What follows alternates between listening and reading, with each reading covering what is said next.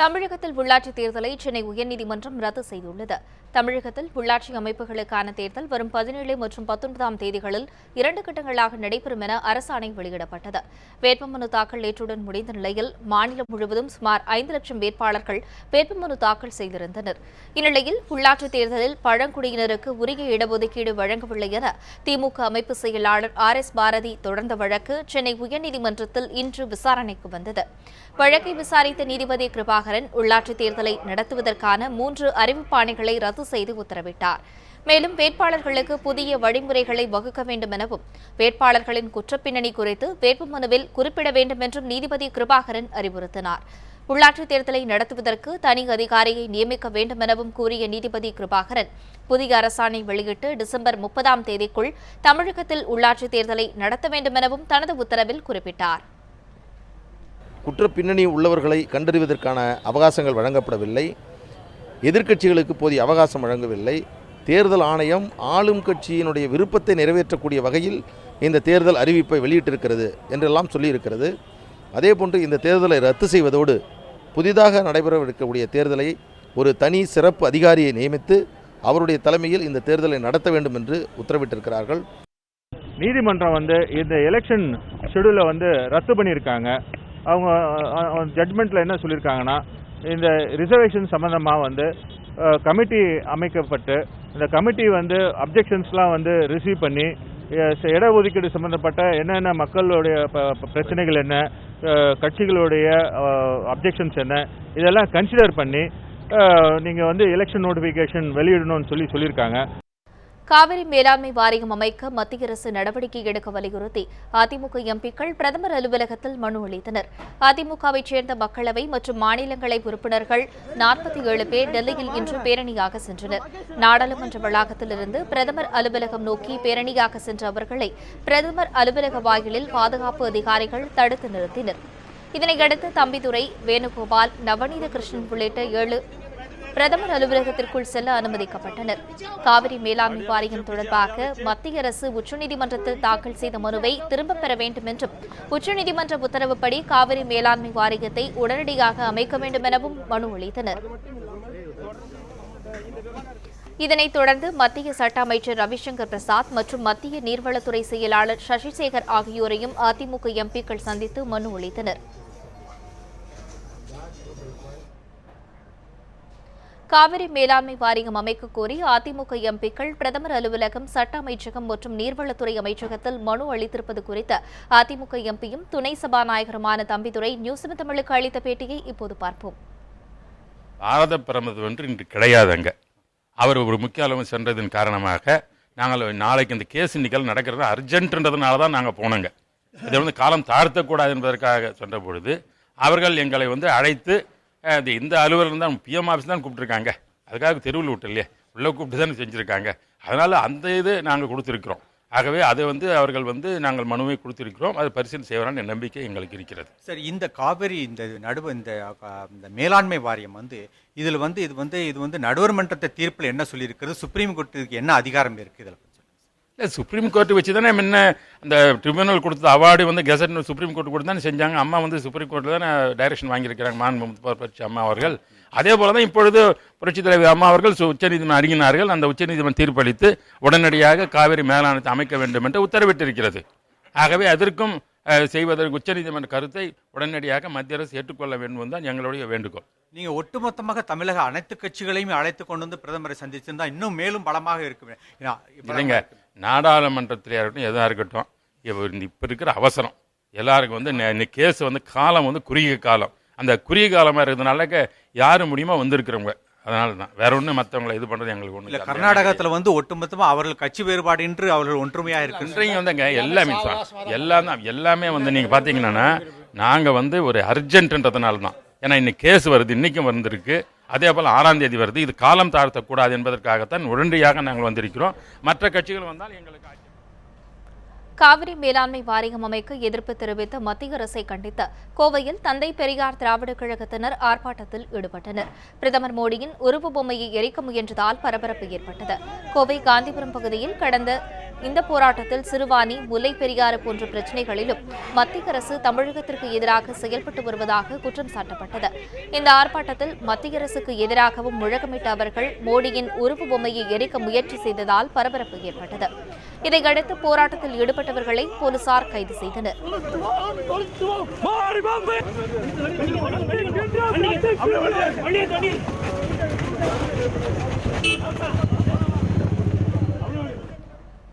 மத்திய அரசு தமிழக விவசாயிகளை பாரபட்சமாக நடத்துவதாக கூறி தேசிய தென்னிந்திய நதிகள் இணைப்பு சங்கத்தினர் ஸ்ரீரங்கம் காவிரி ஆற்று பாலத்தில் நெத்தியில் நாமமிட்டும் தூக்கு கயிறு மாட்டி நூதன போராட்டத்தில் ஈடுபட்டனர்.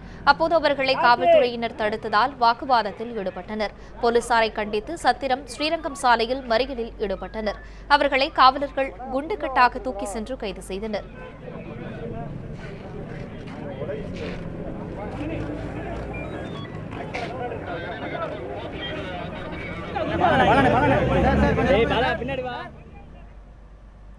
காவிரி மேலாண்மை வாரியம் அமைக்க மத்திய அரசு எதிர்ப்பு தெரிவித்திருப்பதற்கு காரணம் என்ன என்று பொதுமக்களிடம் நியூஸ் 7 தமிழ் கருத்து கேட்டது. அதற்கு மக்கள் கூறிய பதிலை இப்போது பார்ப்போம். காவிரி மேலாண்மை வாரியம் மத்திய அரசு அமைக்காதது மிகவும் தவறான ஒரு விஷயம்தான். ஏன்னா தென் மாநிலங்கள்லாம் புறக்கணிக்கப்படுதுன்றத இதை நிரூபிக்கிற மாதிரி தான் இருக்குது இந்த பாரதிய ஜனதாவுடைய அரசு. தமிழ்நாட்டில் நமக்கு ஓவர் ஸ்ட்ரென்த்து கிடையாது. அப்போ திரும்ப நமக்கு எலெக்ஷன் வரும்போது நம்ம இங்கே ஆட்சி பிடிக்கிறதுக்கு வாய்ப்பு இருக்குது. அப்படிங்கும்போது நம்ம சப்போர்ட்டட் நம்ம இதுக்கு தான் பண்ணணும், நம்ம கர்நாடகாவுக்கு தான் பண்ணணும் அப்படின்றதில் பிஜேபி 2 வருஷம் போடுறாங்க. கோர்ட்டையும் மதிக்கல, தமிழ்நாடு கோர்ட்டை நம்புது, நீதிமன்றத்தை அணுகுது. இருந்தாலும் அவங்க மத்திய சர்க்கார் அதை கடைப்பிடிக்கல. அப்புறம் எதை தான் நம்புது சார்? சுப்ரீம் கோர்ட்டே நம்பலடானா அப்புறம் என்ன சார்? அதான் எதுக்கு காவிரி மேலாண்மை மோடிக்கு தமிழ்நாட்டை பொறுத்த வரைக்கும் எந்த ஒரு கருத்து கிடையாது, ஒரு இன்ட்ரெஸ்ட்டும் கிடையாது. அவரால் நமக்கு தமிழ்நாட்டை பிடிக்க முடியுமான்னு அதை பார்த்துட்டு தான் பிஜேபி கட்சி நடத்துகிறாரே தவிர இதெல்லாம் அவருக்கு இன்ட்ரெஸ்ட் சுத்தமாக கிடையாது. அவர் இருக்கிற வரைக்கும் காவிரி நீதி தரமாட்டார். அந்த பிஜேபி அரசு நம்மளுக்கு சாதகமாக வரல, எல்லாமே அவங்க சாதகமாக. ஏன்னா அங்கே அவங்க ஸ்டேட்டில் அவங்க இது பண்ணுறாங்க. அது ஸ்டேட் பார்க்கணும், மக்களோட இதுதான் பார்க்கணும். உச்சநீதிமன்றம் தீர்ப்பு கொடுத்தும் இவங்க சென்ட்ரல் கவர்மெண்ட்டில் எந்த ஒரு எஃபெக்ட் எடுக்க மாட்டுறாங்க. ப்ளஸ் அவங்க இன்னும் எலெக்ஷன் பீரியடு வர்றதால அந்த கர்நாடகா சாதகமாக அவங்க பயன்படுத்துகிறாங்களோ ஒன்றும் புரியல. மத்திய அரசு உள்நோக்கம் தான் பண்ணுது, நம்ம அந்த இடத்துல ஜெயிக்கணும். அதாவது பிஜேபின்ற பொறுத்த வரைக்கும் கர்நாடகாவில் வின் பண்ணணும். இப்போ காங்கிரஸ் ஆட்சி அங்கே நடக்குது, அதுலேருந்து வின் பண்ணி வரணுன்றக்கோசம் தான் இவங்க அதை அவாய்ட் பண்ணியிருக்காங்க. தமிழக முதலமைச்சர் ஜெயலலிதாவின் உடல்நிலையில் நல்ல முன்னேற்றம் ஏற்பட்டு வருவதாக அப்பல்லோ மருத்துவமனை நிர்வாகம் தரப்பில் தெரிவிக்கப்பட்டுள்ளது. தமிழக முதல்வர் ஜெயலலிதா கடந்த 22ஆம் தேதி இரவு கடுமையான காய்ச்சல் மற்றும் நீர்சத்து குறைவு காரணமாக சென்னை அப்பல்லோ மருத்துவமனையில் அனுமதிக்கப்பட்டார். கடந்த 2 வார காலமாக மருத்துவமனையில் சிகிச்சை பெற்று வரும் ஜெயலலிதாவின் உடல்நிலை குறித்து அப்பல்லோ மருத்துவமனை நிர்வாகம் அறிக்கை வெளியிட்டு வருகிறது. இந்நிலையில் இன்று மாலை அப்பல்லோ மருத்துவமனை வெளியிட்டுள்ள அறிக்கையில் முதல்வர் ஜெயலலிதா உடல்நிலையில் நல்ல முன்னேற்றம் ஏற்பட்டுள்ளதாக தெரிவிக்கப்பட்டுள்ளது. முதலமைச்சருக்கு ஏற்கனவே வழங்கப்பட்டு வரும் சிகிச்சை தொடர்ந்து வழங்கப்பட்டு வருவதாகவும் மருத்துவக் குழுவினர் முதலமைச்சரின் உடல்நிலையை உன்னிப்பாக கண்காணித்து வருவதாகவும் அதில் கூறப்பட்டுள்ளது. சிகிச்சைக்காக மருத்துவமனையில் தொடர்ந்து இருக்குமாறு முதலமைச்சர் அறிவுறுத்தப்பட்டுள்ளதாகவும் அப்பல்லோ மருத்துவமனை அறிக்கையில் தெரிவிக்கப்பட்டுள்ளது. முதலமைச்சர் ஜெயலலிதாவின் உடல்நிலை குறித்த அறிக்கை வெளியிட கோரிய மனு குறித்து அரசின் கருத்தை அறிந்து தெரிவிக்கும்படி அரசு வழக்கறிஞருக்கு சென்னை உயர்நீதிமன்றம் உத்தரவிட்டுள்ளது. உடல்நலக் குறைவு காரணமாக கடந்த 22ஆம் தேதி அப்பல்லோ மருத்துவமனையில் முதலமைச்சர் ஜெயலலிதா அனுமதிக்கப்பட்டார். அவரது உடல்நிலை குறித்து அறிக்கை அளிக்கும்படியும் முதலமைச்சர் குணமடையும் வரை தற்காலிக முதல்வரை நியமிக்க கோரியும் டிராபிக் ராமசாமி சென்னை உயர்நீதிமன்றத்தில் மனு தாக்கல் செய்திருந்தார். நீதிபதி சுந்தரேஷ் தலைமையிலான அமர்வு முன்பு ஆஜரான டிராபிக் ராமசாமி தனது மனு விசாரணைக்கு பட்டியலிடப்படவில்லை என்றும் அதனை விசாரணைக்கு எடுத்துக் கொள்ள வேண்டும் என்றும் கோரினார். இதற்கு எதிர்ப்பு தெரிவித்த கூடுதல் தலைமை அரசு வழக்கறிஞர் மணிசங்கர் முதல்வருக்கு தனிநபர் உரிமை உள்ளது என்றும் சிகிச்சை பற்றி தகவல் கூற அவசியம் இல்லை எனவும் தெரிவித்தார். உடனே நீதிபதிகள் தனிநபர் சுதந்திரம் உள்ளது என்பது உண்மைதான், இருந்தாலும் அரசு நிர்வாகத்தை கவனிப்பதால் அவரது உடல்நிலையை அறிந்து கொள்ள மக்கள் ஆர்வமாக உள்ளனர் என்று தெரிவித்தார். அதற்கு அரசு வழக்கறிஞர் அப்பல்லோ மருத்துவமனை தினமும் பத்திரிகை செய்தியை வெளியிட்டு வருகிறது என்றார். அதற்கு நீதிபதிகள் முதல்வரின் உடல்நிலை குறித்து அரசு அதிகாரிகள் விவரங்களை தெரிவிக்க வேண்டும் என்றும் இது தொடர்பாக எந்த உத்தரவையும் பிறப்பிக்கவில்லை என்றும் கூறினார். இதனால் இருந்தாலும் அரசின் கருத்தை அறிந்து தெரிவிக்குமாறு அரசு வழக்குரைஞரிடம் அறிவுறுத்தி விசாரணையை நாளை மறுநாளுக்கு ஒத்திவைத்தனர். முதலமைச்சர் ஜெயலலிதா சிகிச்சை பெற்று வரும் அப்பல்லோ மருத்துவமனையில் முதலமைச்சரின் உடல்நிலை குறித்து விசாரிப்பதற்காக நாள்தோறும் அதிமுக தொண்டர்களும் பொதுமக்களும் வந்து செல்கின்றனர். சிலர் அங்கேயே தங்கி பிரார்த்தனை செய்து வருகின்றனர். விழுப்புரம் மாவட்டம் கன்னியூர் கிராமத்தை சேர்ந்த முதுகலை பட்டதாரி மணிவண்ணன். மாற்றுத்திறனாளியான இவர் சிறுவயதில் இருந்தே முதல்வரின் நலத்திட்டங்கள் மூலம் பல முறை பயனடைந்ததால் அதிமுகவின் தொண்டராக தன்னை இணைத்துக் கொண்டதாக குறிப்பிடுகிறார். குணமடைந்து வரும் முதல்வரை பார்ப்பதற்காக மருத்துவமனை வாயிலிலேயே காத்திருக்கிறார். அம்மா அவனுடைய உடல்நிலை சரியில்லை அப்படின்ற கேள்வி விஷயத்தை கேட்ட உடனே அவங்கள பார்ப்பதற்காக வேண்டி இங்கே அப்போலோ மருத்துவமனைக்கு கடந்த 23ஆம் தேதியிலிருந்து அட்மிட் நாளிலிருந்து இன்று வரை இங்கே இரவு பகல் என்று மழை என்று பாராமல் அவங்களை காண்பதற்காக வேண்டி எல்லாம் வல்ல இறைவனை அனுதினமும் இரவு பகலும் பிரார்த்தனையுடன் அவர்களை காண்பதற்காக வேண்டி காத்திருக்கிறேன். கடந்த 22ஆம் தேதி முதல்வர் மருத்துவமனையில் அனுமதிக்கப்பட்ட செய்தியை ஊடகம் மூலம் தெரிந்து கொண்டு 23ஆம் தேதியே மாற்றுத்துணி கூட எடுக்காமல் சென்னை விரைந்துள்ளார் மணிவண்ணன். மாற்றுத்திறனாளிகளுக்கான மாதாந்திர உதவித்தொகையை மட்டுமே நம்பியுள்ள இவர் அம்மா உணவகத்தில் சாப்பிட்டு அப்பல்லோ மருத்துவமனை வாயிலில் தங்கியுள்ளார். சாதாரணமாக அம்மா உணவகம் இருக்குது, அது இருந்தால் அது ஒரு நாளைக்கு 100 ரூபா இருந்தாலே போதும். ஒரு வாரம் இல்லை 2 வாரத்துக்கு கூட என்னால் சமாளிக்க முடியும், ஒரு மாதம் கூட என்னால் சமாளிக்க முடியும். ஏன்னா அது சில விஷயங்கள் திருப்திகரமான ஆகாரம். தமிழக முதல்வர் ஜெயலலிதா மருத்துவமனையிலிருந்து வீடு திரும்பும்போது அவருடைய முகத்தை ஒருமுறை பார்த்தால் மட்டுமே போதும் என அதிமுக தொண்டர்கள் அப்பல்லோ மருத்துவமனை வாயிலில் காத்திருக்கின்றனர். ஒளிப்பதிவாளர் நவீனுடன் Lavanya, news 7 Tamil, Chennai. Cinema financier போத்ராவை மிரட்டிய வழக்கில் SRM பச்சமுத்துவின் முன்ஜாமீன் நிபந்தனையை தளர்த்த கோரிய மனுவை சென்னை முதன்மை அமர்வு நீதிமன்றம் தள்ளுபடி செய்துள்ளது. சினிமா பைனான்சியர் முகுந்த் போத்ரா என்பவரிடம் மதன் மற்றும் பச்சமுத்து உள்ளிட்டோர் 7 கோடி ரூபாய் வரை பணம் பெற்றதாக கூறப்படுகிறது. மதன் காணாமல் போன பின்பு இந்த பணத்தை திரும்ப கொடுக்கும்படி பச்சமுத்து தரப்பிடம் போத்ரா கேட்டபோது கொலை மிரட்டல் விடுத்ததாக புகார் அளிக்கப்பட்டது. இந்த வழக்கில் கடந்த மாதம் 9ஆம் தேதி SRM பச்சமுத்துவுக்கு நிபந்தனை முன்ஜாமீன் வழங்கப்பட்டது. அதன்படி தினமும் தேனாம்பேட்டை காவல் நிலையத்தில் மாலை 5:30 மணிக்கு ஆஜராகி கையெழுத்திட வேண்டும் என நிபந்தனை விதிக்கப்பட்டது. இதனை தளர்த்த கோரி சென்னை முதன்மை அமர்வு நீதிமன்றத்தில் பச்சமுத்து மனு தாக்கல் செய்தார். அப்போது அரசு தரப்பில் இந்த வழக்கு தொடர்பாக 12 நாட்கள் மட்டுமே பச்சமுத்து நேரில் ஆஜராகி கையெழுத்திட்டு வருவதாக தெரிவிக்கப்பட்டது. இதனை ஏற்றுக்கொண்ட நீதிபதி பச்சமுத்து முன்ஜாமீன் நிபந்தனையை தளர்த்த கோரிய மனுவை தள்ளுபடி செய்து உத்தரவிட்டார். ஏற்கனவே பண மோசடி வழக்கிலும் SRM பச்சமுத்துவின் முன்ஜாமீன் நிபந்தனையை தளர்த்த கோரிய மனு தள்ளுபடி செய்யப்பட்டது குறிப்பிடத்தக்கது. இதனிடையே பணம் கொடுத்தவரை மிரட்டியது தொடர்பாக SRM பச்சமுத்து முன்ஜாமீன் கோரிய மனு மீது மத்திய குற்றப்பிரிவு காவல்துறை பதிலளிக்க சென்னை முதன்மை அமர்வு நீதிமன்றம் உத்தரவிட்டுள்ளது. இது தொடர்பாக சென்னை சூளையைச் சேர்ந்த மோகன்குமார் என்பவர் புகார் கொடுத்துள்ளார். அதில் கடந்த 2004, 2005ஆம் ஆண்டில் SRM மெட்ரிக் பள்ளி நடத்துவதற்காக பச்சமுத்து 70 லட்சம் பணம் கடன் பெற்றார் என்றும் அந்த பணத்தை இதுவரை திருப்பிக் கொடுக்கவில்லை என்றும் மனுதாரர் தெரிவித்துள்ளார். இந்த பணத்தை திருப்பிக் கொடுக்குமாறு பச்சமுத்துவிடம் கேட்டபோது அவதூறாக திட்டி மிரட்டல் விடுத்ததாகவும் மோகன்குமார் புகார் கூறியுள்ளார்.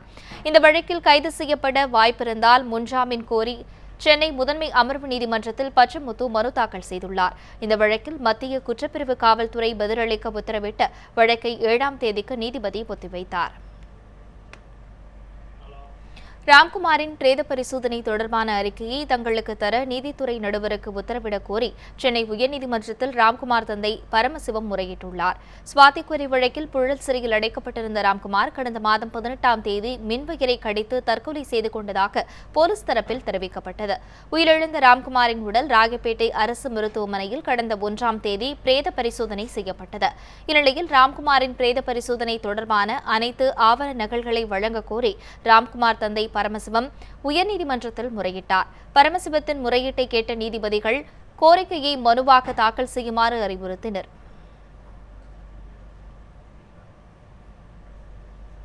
தென் அமெரிக்க நாடான கயானாவில் தொழில் தொடங்க வருமாறு தமிழர்களுக்கு அந்நாட்டு பிரதமர் நாகமுத்து அழைப்பு விடுத்துள்ளார். கயானா நாட்டின் பிரதமர் நாகமுத்து தமிழகத்தை பூர்வீகமாக கொண்டவர். இவர் சென்னை கிண்டியில் இன்று நடைபெற்ற 3ஆம் உலக தமிழர் பொருளாதார மாநாட்டில் கலந்து கொண்டார். பின்னர் செய்தியாளர்களிடம் பேசிய அவர், தங்களது குடும்பம் 1847ஆம் ஆண்டு தமிழகத்திலிருந்து கயானா வந்ததாக குறிப்பிட்டார். கயானா நாட்டில் மீன், இறால், அரிசி போன்ற உணவுப் பொருட்கள் பெருமளவில் கிடைப்பதாக குறிப்பிட்ட பிரதமர் நாகமுத்து, இவற்றில் தொழில் தொடங்க வருமாறு தமிழக முதலீட்டாளர்களுக்கு அவர் அழைப்பு விடுத்தார். முதலீட்டாளர்களுக்கு கனிப்பொறி, மீன்பிடித்தல் உள்ளிட்ட பல்வேறு துறைகளில் வரிவிலக்கு அளிக்கப்பட்டிருப்பதாகவும் கயானா பிரதமர் நாகமுத்து மேலும் தெரிவித்தார். திருவள்ளூர் மாவட்டம் புழல் அருகே வாகன சோதனையில் 5 லட்சம் ரூபாய் மதிப்பிலான செம்மரக்கட்டைகளை போலீசார் பறிமுதல் செய்தனர்.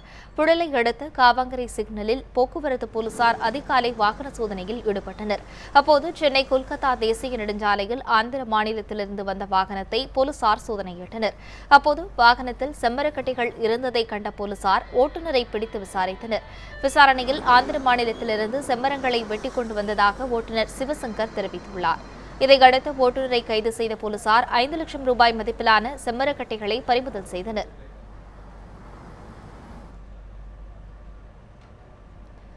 திருத்தணி அருகே பள்ளி கழிவறையில் மயங்கி விழுந்து மாணவி ஒருவர் பரிதாபமாக உயிரிழந்தார். மயக்கமடைந்த மற்றொரு மாணவி அரசு மருத்துவமனையில் சிகிச்சை பெற்று வருகிறார். திருவள்ளூர் மாவட்டம் திருத்தணியை அடுத்த அகூர் அருந்ததியர் காலனியைச் சேர்ந்த சுந்தரம் என்பவரின் மகள் மீனா 8ஆம் வகுப்பு படித்து வந்தார். அதே ஊரைச் சேர்ந்த வெங்கடேசன் என்பவரது மகள் கீதா 7ஆம் வகுப்பு மாணவி. இவர்கள் இருவரும் அகூர் பகுதியில் உள்ள அரசு உதவி பெறும் பள்ளியில் பயின்று வந்த நிலையில் இன்று திடீரென கழிவறையில் மயங்கி கிடந்தனர். தகவலறிந்த ஆசிரியர்கள் மாணவிகள் இருவரை மீட்டு திருத்தணி அரசு மருத்துவமனையில் முதலுதவி சிகிச்சை அளித்தனர். பின்னர் அங்கிருந்து சென்னை ராஜீவ்காந்தி அரசு பொது மருத்துவமனையில் சிகிச்சைக்கு சேர்க்கப்பட்டனர்.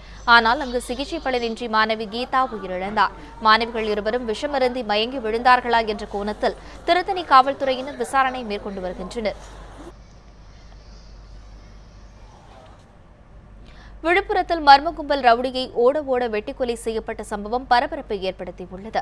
புதுச்சேரி அருகே விழுப்புரம் மாவட்டம் குயிலாப்பாளையத்தைச் சேர்ந்தவர் ஜனார்தனன். இவர் மீது கொலை மற்றும் ஆட்கடத்தல் உள்ளிட்ட பல வழக்குகள் நிலுவையில் உள்ளது. இந்நிலையில் இன்று ஆள்கடத்தல் வழக்கு தொடர்பாக விழுப்புரம் நீதிமன்றத்தில் ஆஜராகிவிட்டு ரயில் நிலையம் அருகே வந்தபோது 2 இருசக்கர வாகனத்தில் வந்த 4 மர்ம நபர்கள் ஜனார்தன் மீது வெடிகுண்டு வீசினர். பின்னர் அவரை மர்ம கும்பல் ஓட விரட்டி வெட்டினர். இதில் அவர் சம்பவ இடத்திலேயே உயிரிழந்தார். சம்பவ இடத்திற்கு வந்த விழுப்புரம் மாவட்ட காவல்துறை கண்காணிப்பாளர் நரேந்திர நாயர் விசாரணை மேற்கொண்டார். கொலை செய்யப்பட்ட ஜனார்தனின் உடல் பிரேத பரிசோதனைக்காக மருத்துவமனைக்கு அனுப்பி வைக்கப்பட்டது. முன்விரோதம் காரணமாக ஜனார்தனன் வெட்டி கொலை செய்யப்பட்டதாக முதற்கட்ட விசாரணையில் தெரியவந்துள்ளது. சென்னையில் அடுக்குமாடி குடியிருப்பில் உள்ள 2 வீடுகளின் பூட்டை உடைத்து 65 சவரன் நகை மற்றும் 2 லட்சம் ரூபாய் பணத்தை மர்ம நபர்கள் கொள்ளையடித்து சென்றுள்ளனர். சென்னை பள்ளிக்கரணை அடுத்த பெரும்பாக்கத்தில் உள்ள தனியார் அடுக்குமாடி குடியிருப்பில் வசிக்கும் சக்திவேல் கடந்த 2ஆம் தேதி குடும்பத்துடன் வெளியூர் சென்றுவிட்டு வீடு திரும்பினார். அப்போது வீட்டின் பூட்டு உடைக்கப்பட்டு பீரோவில் இருந்த 42 சவரன் நகை மற்றும் 2 லட்சம் ரூபாய் பணம் கொள்ளை போயிருந்தது கண்டு அதிர்ச்சியடைந்தார். இதேபோன்று அதே குடியிருப்பில் உள்ள வேறு கட்டிடத்தில் வசித்து வரும் சித்தார்த் என்பவர் அவரது வீட்டிலும் 23 சவரன் நகை கொள்ளையடிக்கப்பட்டிருந்தது. தகவலறிந்து சம்பவ இடத்திற்கு வந்த பள்ளிக்கரணை போலீசார் கைரேகைகளை பதிவு செய்து விசாரணை மேற்கொண்டு வருகின்றனர். அடுக்குமாடி குடியிருப்பில் பொருத்தப்பட்டுள்ள சிசிடிவி கேமரா காட்சிகளையும் போலீசார் ஆய்வு செய்து வருகின்றனர்.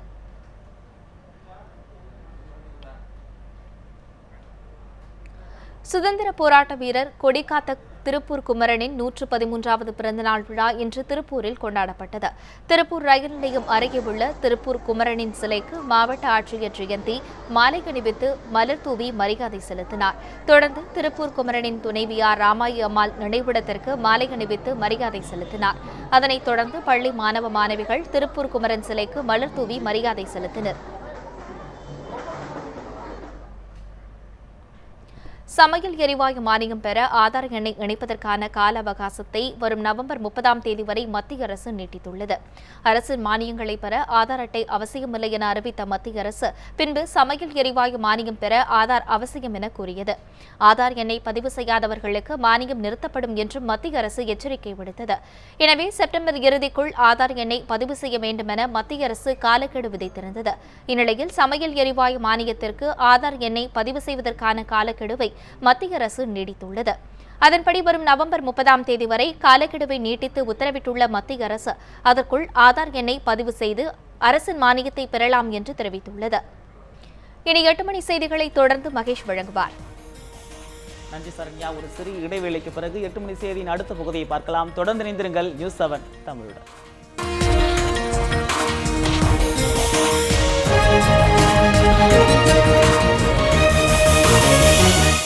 தமிழக உள்ளாட்சி தேர்தலை உயர்நீதிமன்றம் ரத்து செய்துள்ளதை பல்வேறு கட்சித் தலைவர்கள் வரவேற்றுள்ளனர்.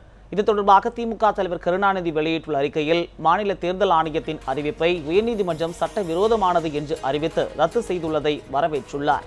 உள்ளாட்சி தேர்தல் தொடர்பாக புதிய அரசாணை பிறப்பிக்கவும், வரும் டிசம்பர் 31ஆம் தேதிக்குள் தேர்தலை நடத்தி முடிக்கவும் உயர்நீதிமன்றம் உத்தரவிட்டுள்ளதை கருணாநிதி பாராட்டியுள்ளார். மேலும் உள்ளாட்சி மன்ற தேர்தல்கள் நியாயமாகவும் நேர்மையாகவும் நடைபெற நீதிபதி கிருபாகரன் அளித்துள்ள தீர்ப்பு பெரிதும் வழிவகுக்கும் என்றும் கருணாநிதி மகிழ்ச்சி தெரிவித்துள்ளார். பாமக நிறுவனர் ராமதாஸ் வெளியிட்டுள்ள அறிக்கையில், ஆளும் கட்சியும் மாநில தேர்தல் ஆணையமும் கூட்டணி அமைத்துக் கொண்டு உருவாக்கிய சதித்திட்டம் முறியடிக்கப்பட்டுள்ளதாக தெரிவித்துள்ளார்.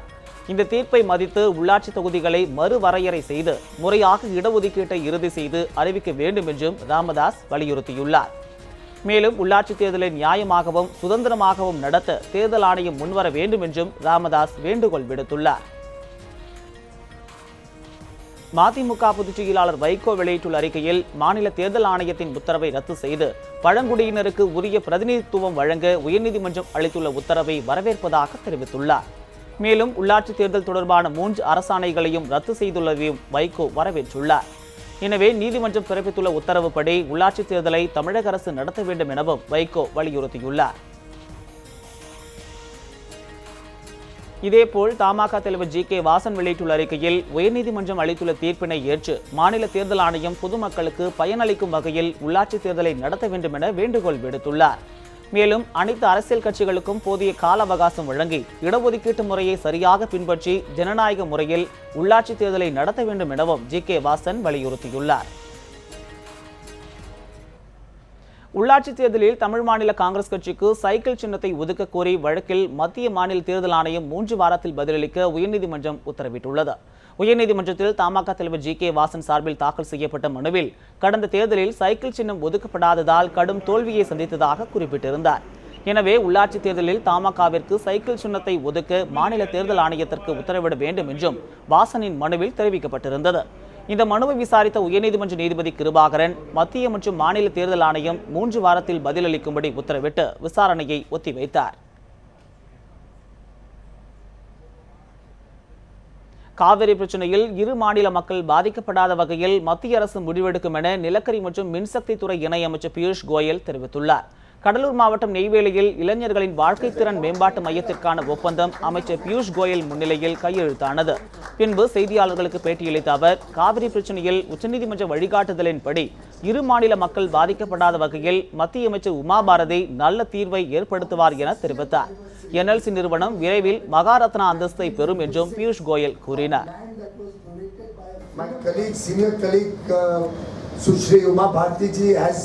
had discussions with both states, and I'm sure the Supreme Court's directions and decisions and mutual cooperation and consideration between the two states will lead the way to a brighter and better future for the people of both states of Tamil Nadu and Karnataka.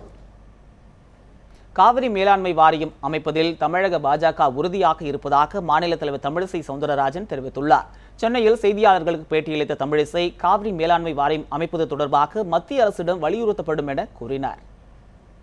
நிச்சயமாக தமிழக பாரதிய ஜனதா கட்சி தமிழக மக்களோடு தான் நிற்கிறது. தமிழக மக்களுக்கு நீர் பெற்றுத்தர வேண்டும் என்பதில் உறுதியாக இருக்கிறோம். ஆனால் எந்த அளவிற்கு இதை நடைமுறைப்படுத்த வேண்டும் என்று நாங்கள் எடுத்து சென்று கொண்டிருக்கிறோம். ஆக உணர்ச்சிகரமாக அரசியலை அணுகுவதை விட உணர்வு பூர்வமாக ஆரோக்கியமான விதத்தில் அரசியலை அணுக வேண்டும் என்ற விதத்தில் இந்த பிரச்சனை நாங்கள் அணுகிக் கொண்டிருக்கிறோம். காவிரி மேலாண்மை வாரியத்தை அமைக்க மறுத்த மத்திய அரசை கண்டித்து மக்கள் அதிகாரம் அமைப்பினர் சென்னையில் சாலை மறியல் போராட்டத்தில் ஈடுபட்டனர். சென்னை தியாகராய நகரில் உள்ள மாநில பாஜக அலுவலகத்தை முற்றுகையிட செல்ல முயன்ற மக்கள் அதிகாரம் இயக்கத்தினரை பாண்டி பஜார் அருகே காவல்துறையினர் தடுத்து நிறுத்தினர்.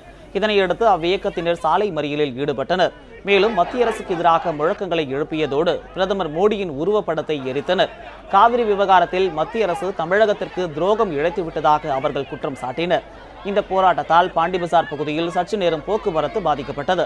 போராட்டத்தில் ஈடுபட்டவர்களை காவல்துறையினர் வலுக்கட்டாயமாக கைது செய்து அப்புறப்படுத்தினர். அப்போது காவல்துறையினருக்கும் மக்கள் அதிகாரம் இயக்கத்தினருக்கும் இடையே தள்ளுமுள்ளு ஏற்பட்டது.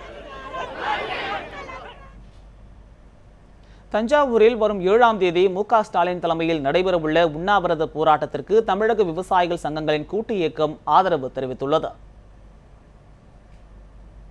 மத்திய அரசு மேலாண்மை வாரியம் அமைக்க முடியாதுன்னு சொல்லியிருக்காங்க. இது வன்மையாக கண்டிக்கிறதோட வரும் 7ஆம் தேதி எதிர்க்கட்சி தலைவர் மு.க. ஸ்டாலின் உண்ணாவிரத போராட்டம் விவசாயிகள் சார்பாக பண்ணுறாங்க தஞ்சாவூரில். அந்த உண்ணாவிரத போராட்டத்தில் அனைத்து விவசாயிகள் கூட்டு இயக்கத்தின் சார்பில் ஆயிரக்கணக்கான விவசாயிகள் பெருந்திரளாக கலந்து கொண்டு நாங்கள் போராட்டத்தில் நாங்கள் பங்கு பெறுவோம். அது மட்டும் இல்லாமல் எங்களுக்கு மேலாண்மை வாரியம் அமைக்கிற வரலையும் மத்திய அரசு அலுவலகங்களை இயங்க விடாமல் தடுத்து நிறுத்துவோம். தமிழகத்தில் நாளை முதல் நடைபெறவிருந்த லாரி உரிமையாளர்களின் காலவரையற்ற வேலைநிறுத்த போராட்டம் தற்காலிகமாக ஒத்திவைக்கப்படுவதாக லாரி உரிமையாளர்கள் அறிவித்துள்ளனர். இது தொடர்பாக நாமக்கல்லில் செய்தியாளர்களிடம் பேசிய லாரி உரிமையாளர்கள் சம்மேளன தலைவர் குமாரசாமி இதனை தெரிவித்தார்.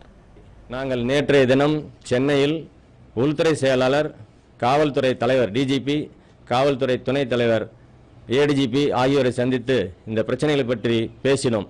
இப்பொழுது அவர்கள் இன்னும் ஒரு வாரத்தில் அதிகபட்சம் 5-6 நாட்களில் இந்த பிரச்சனைகள் தீர்ந்துவிடும், சிறிது சிறிதாக சகஜ நிலைக்கு திரும்புகிறது என்று கூறுகிறார்கள். அரசின் வேண்டுகோளுக்கு இணங்க எங்களுடைய இந்த வேலை நிறுத்தத்தை நாங்கள் தேதி குறிப்பிடப்படாமல் ஒத்திவைக்கிறோம் என்பதை உங்களுக்கு தெரிவித்துக் கொள்கிறோம். தமிழகத்தில் பூரண மதவிலக்கை அமல்படுத்த வேண்டும் என்று சமூக ஆர்வலர் மேதா பட்கர் வலியுறுத்தியுள்ளார்.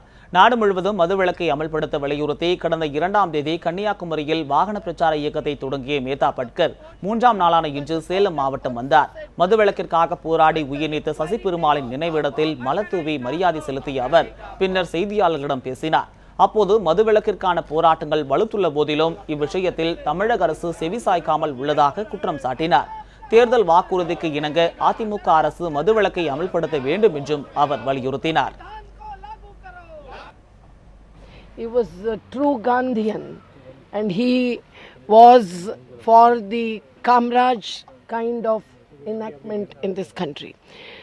It's unfortunate that the Tamil Nadu government did not respond to his appeal, but the people of Tamil Nadu, the youngsters of National Alliance of People's Movements, Chennai Kotturpuram ரயில் நிலையத்தில் கல்லூரி மாணவர் வெட்டப்பட்ட சம்பவம் தொடர்பாக 2 கைது செய்து போலீசார் விசாரித்து வருகின்றனர்.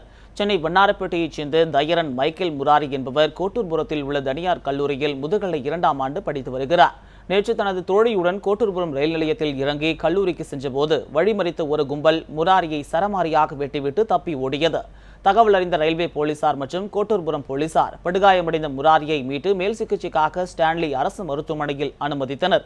இந்த சம்பவம் குறித்து எழும்பூர் ரயில்வே போலீசார் நடத்திய விசாரணையில் முன்விரோதம் காரணமாக அதே கல்லூரியில் படிக்கும் மாணவி ஒருவரை அடியாட்கள் மூலம் முராரி மீது தாக்குதல் நடத்தியது தெரிய வந்துள்ளது. கொலை முயற்சி, தாக்குதல் ஆகிய 2 பிரிவுகளின் கீழ் வழக்கு பதிவு செய்துள்ள போலீசார் இந்த தாக்குதல் தொடர்பாக சரவணன், ரித்தீஷ் ஆகிய 2 கைது செய்துள்ளனர். தம் மீது தாக்குதல் நடத்தப்பட்ட சம்பவம் குறித்து மாணவர் முராரி அளித்த வாக்குமூலத்தில் தம்முடன் படிக்கும் மாணவியே தாக்குதலுக்கு காரணம் என தெரிவித்துள்ளார். விருதுநகரில் 10 ஆண்டுகளுக்கு முன்பு நடந்த இரட்டை கொலை வழக்கு விசாரணையை 3 மாதத்திற்குள் முடிக்க விசாரணை நீதிமன்றத்துக்கு உயர்நீதிமன்ற மதுரை கிளை உத்தரவிட்டுள்ளது. விருதுநகரைச் சேர்ந்த ஓய்வு பெற்ற வருமான வரித்துறை இணை ஆணையர் எபினேசர் பால் தனது மனைவி ஷீலாவுடன் வசித்து வந்தார். கடந்த 2005ஆம் ஆண்டு ஏப்ரல் மாதம் வீட்டில் தூங்கிக் கொண்டிருந்த போது இருவரும் மர்மமான முறையில் கொலை செய்யப்பட்டனர். இந்த வழக்கை விசாரித்த சிபிசிஐடி போலீசார் 10 ஆண்டுகளுக்கு பிறகு கார்த்திகேயன் மற்றும் பாலமுருகன் ஆகிய 2 பேரை கைது செய்து சிறையில் அடைத்தனர். வழக்கு விசாரணை தாமதமாவதால் ஜாமீன் கோரி மதுரை கிளையில் 2 பேரும் மனு தாக்கல் செய்தனர்.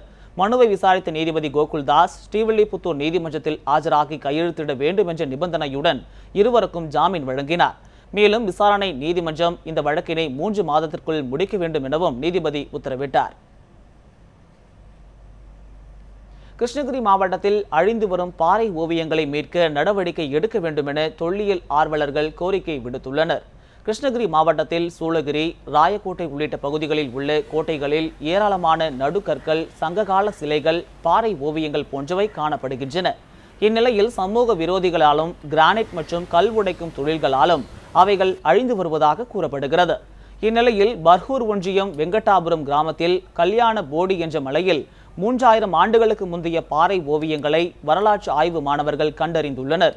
கல்யாண போடி மலை தமிழகத்தின் 2வது மிகப்பெரிய ஓவிய தொகுப்புகள் கொண்ட மலையாக திகழ்வதாகவும் இந்த மலையை முறையாக ஆய்வு செய்தால் ஏராளமான அரிய தகவல்கள் கிடைக்கும் என்றும் தொல்லியல் ஆர்வலர்கள் தெரிவித்துள்ளனர்.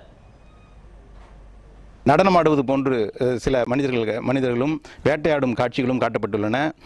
புள்ளிகளாலான கோலங்களும் நட்சத்திர வடிவிலான அலங்கார அமைப்புகளும் கூட இந்த பாறை ஓவியத்தில் காணப்படுகின்றன.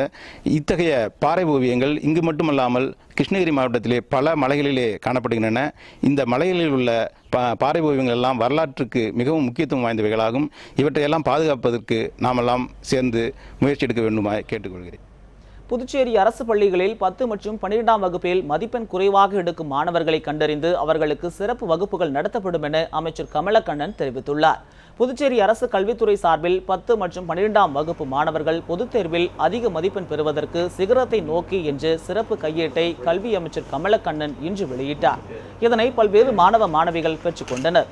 பின்னர் செய்தியாளர்களுக்கு பேட்டியளித்த அவர் மாணவர்களில் நலனில் அரசு அக்கறை கொண்டு பல்வேறு செயல் திட்டங்களை செயல்படுத்தி வருவதாக தெரிவித்தார்.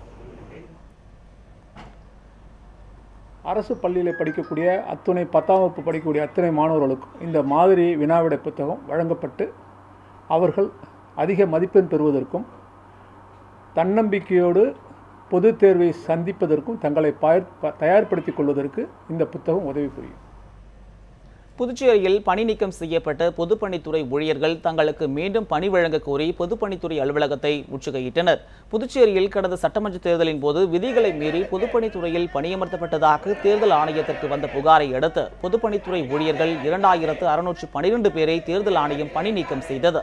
அவர்கள் அனைவரும் மீண்டும் பணி வழங்க கோரி பல்வேறு போராட்டங்களை நடத்தி வருகின்றனர்.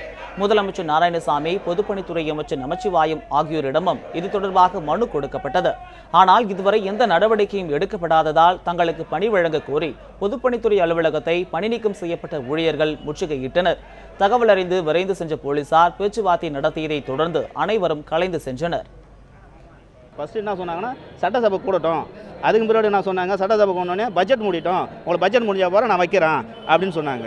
இப்போ என்ன சொல்கிறாங்க, எலெக்ஷன் மூடிட்டோம் நாங்கள் வைக்கிறோன்னு சொல்கிறாங்க. இது வரைக்கும் பல கட்ட போராட்டம் பண்ணியிருக்கிறோம். என்ஆர் காங்கிரஸ் பண்ணியிருக்காங்க, ரங்கசாமி முன்னாள் முதலமைச்சர் ஐயா பண்ணியிருக்காரு, எல்லாம் பல கட்ட போராட்டம் பண்ணியிருக்காங்க. இது வரைக்கும் எந்த ஒரு நடவடிக்கையும் அவங்க எடுக்கலை.